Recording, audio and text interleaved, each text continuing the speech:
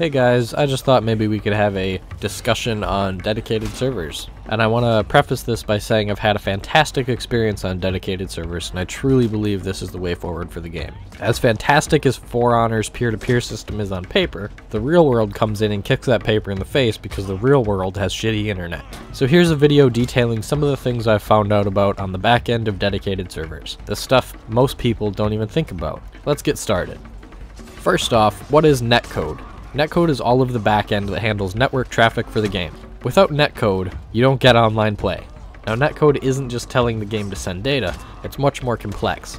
Netcode directly relates to latency as well. We're not talking about pings, but latency feel. In my opinion, this is the most important part about netcode, feel. If you have a poor netcode, even a 10 millisecond ping is going to feel crappy.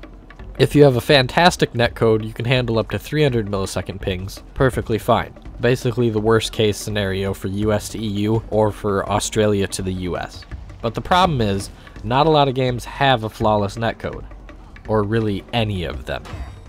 Netcode can usually be broken down into two parts on the consumer side, Tickrate and lag compensation. I'll get into detail on what these terms actually mean a little later in the video. But to bring up an example, Battlefield has been considered to be an industry leader in netcode over the years, moving from 15 Hz by 30 Hz to 30 Hz symmetrical, then from 30 to 40 Hz symmetrical, then to 60 Hz, to 120 Hz asymmetrical with 120 by 60 Hz, depending on your frame rate. It's also been pushing for lower interpolation rates and even lower dusting rates, moving from 300 milliseconds with Battlefield 3 to 250 milliseconds with Battlefield 4 to just 200 milliseconds with Battlefield 1, and people still have issues there too. The first thing to discuss is lag compensation. We know on the dedicated server test that we did not have any lag compensation, it wasn't enabled, and we did not have any form of time snap as well. Time snap was a very interesting implementation of lag compensation that synced tick rates between players regardless of latency, then compensated by playing everyone's screens at the same simulation rate. This caused some weird things like being able to parry 200 millisecond late attacks, but it also made sure every attack was exactly as long as it should have been. This system feels good, but usually not once latency gets involved, and it only feels good when it's on your end, so it can get messy if somebody else gets favored instead of you. It has other issues, but I'm not going to get into those right now. Maybe in another video. The system's dead, so it doesn't really matter anymore. Then there is a much more common type of lag compensation. This is called trusting the client. Most games do this because it's the easiest thing to do, and in some games that don't follow it up with a secondary system referred to as dusting, it becomes a real problem. It used to be an issue in Rainbow Six Siege, which has since fixed it, and it's still an issue in The Division. Call of Duty is also super notable for trusting the client as well, which has led to some serious host advantage and lag switching. If you've ever experienced the host's advantage, this is due to trusting the client. So what does trusting the client mean? Well, it means exactly what's on the tin. You trust that the client is right. If somebody's client says they hit, it hits. If they parried, they parried. You never deny a decision that the client told you. Most noticeable, this means if you're running behind cover in an FPS and somebody is lagging by, say, 1,000 milliseconds, they will hit you even though you've been behind cover for an entire second. In For Honor, TimeSnap trusted the client, only if they were at the same simulation point. Because everyone was always at the same simulation point, there was no problem trusting the client. But this did mean anything past around 300 milliseconds became wildly variable and caused weird hitching and rollback. So where do we go from here? We're not getting TimeSnap back, so we can't rely on simulation rates anymore. Or can we?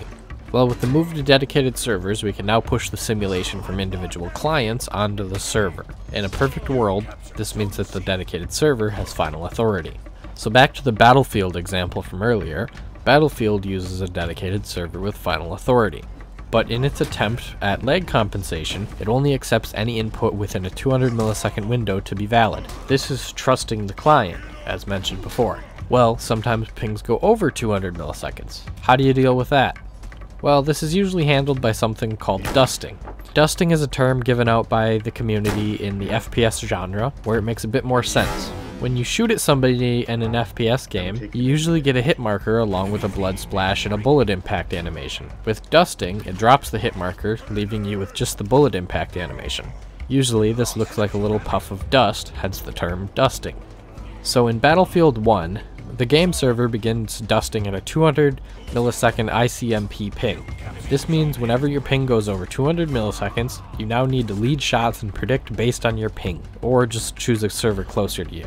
Now in For Honor, we can apply the same strategy, applying input loss at greater than 250 milliseconds while trusting the client anytime sooner. That means if your ping is under 200 milliseconds, you'd get accurate 500 millisecond attacks, and any ping over 200 milliseconds would require you to be preemptive with your blocks and parries, moving the parry window forward by however much you're lagging. This would in theory bring us back to our time snap consistency, but that's of course using external examples from different genre and background, and mostly just a theory. Hopefully we get something along these lines though, as it would make 300 millisecond attacks completely irrelevant in the future.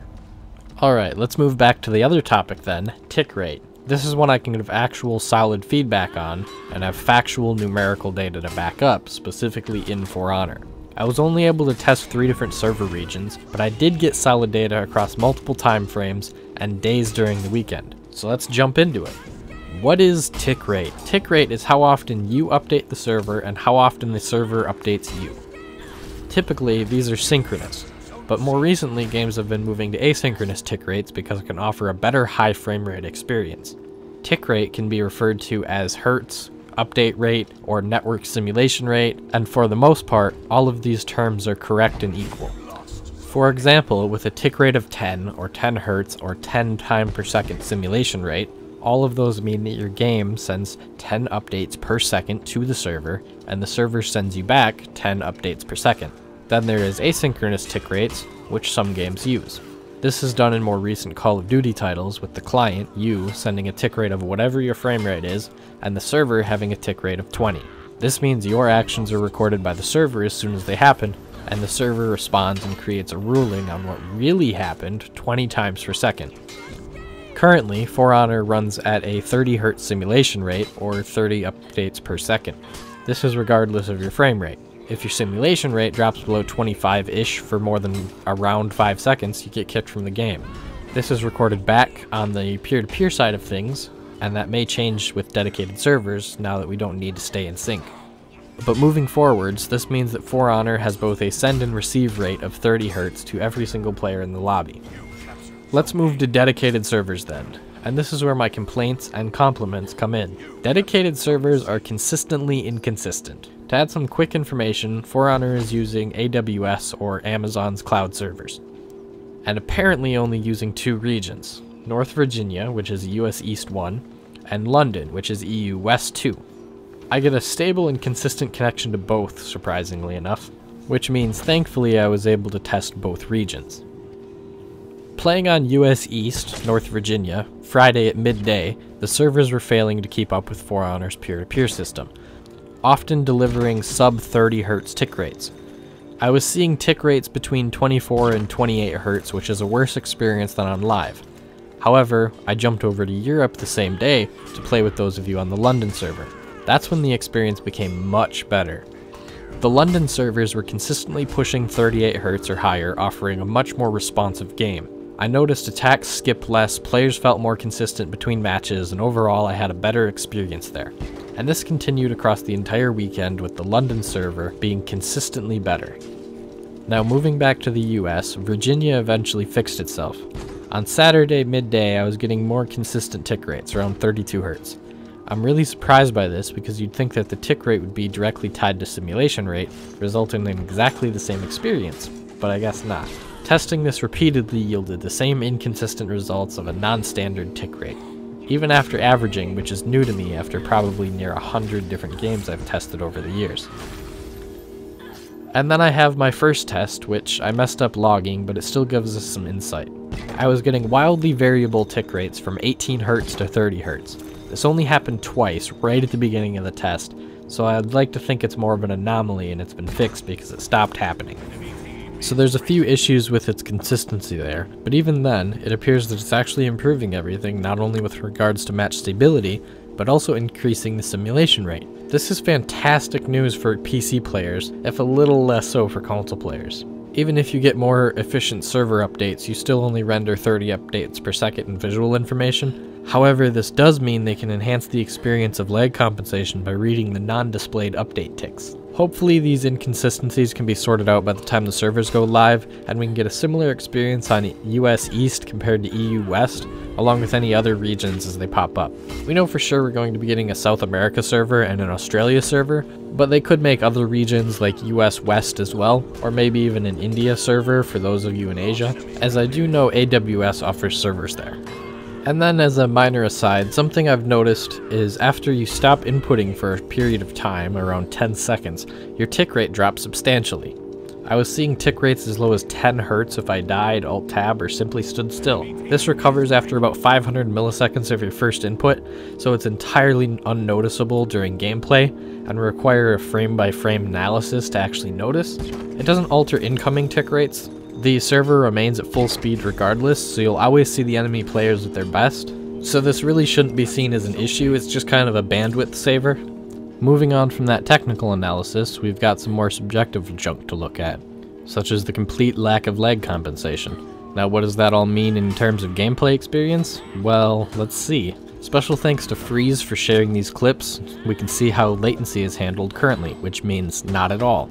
I will link a video in the description if you want to hear his thoughts on them. He covers some attacks, including a millisecond timer and discussing the clips, what he could anyways, being that we don't have custom games.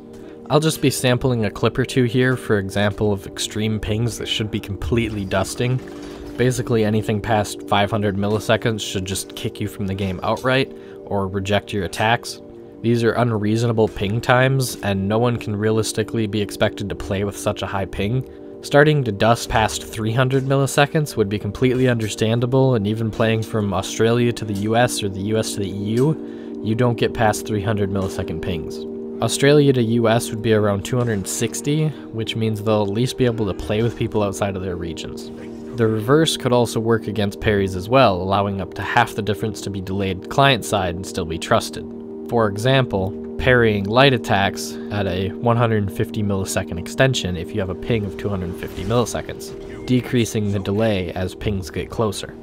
Hopefully this video helps share my analysis, my opinions, and my theories, as well as inform the community a little bit on the behind the scenes. I'm really hoping I nailed it down well enough to inform at the very least. And to follow all of that, I just want to show some of these graphs and give some of my input real quick. You see a lot of variation on the graphs. This is entirely normal, and you'll see this in every game. It's best to filter these results by averaging them across multiple minutes, but because I'm an idiot, I forgot to save the actual logs and instead just nabbed the screenshots, so yeah. And then as always, thank you for watching. Hopefully I helped out a little bit. I hope you guys have a great one, and I will see you in the next one.